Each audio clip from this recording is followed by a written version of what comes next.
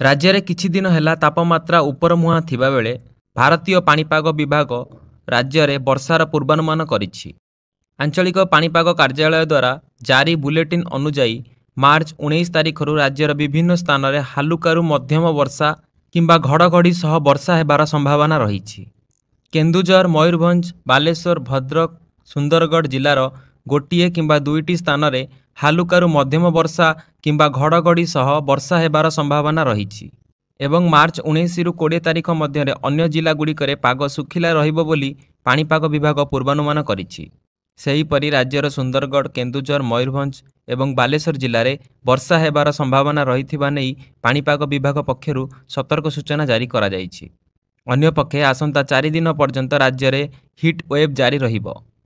ଏନେଇ ଝାରସୁଗୁଡ଼ା, ସମ୍ବଲପୁର, କଳାହାଣ୍ଡି ପାଇଁ red alert ଜାରି କରିଛି ପାଣିପାଗ ବିଭାଗ। ଏହିଭଳି ଖବର ପାଇଁ ଆମ ସହ ଏହିଭଳି ଯୋଡ଼ି ହୋଇ ରହିଥାନ୍ତୁ।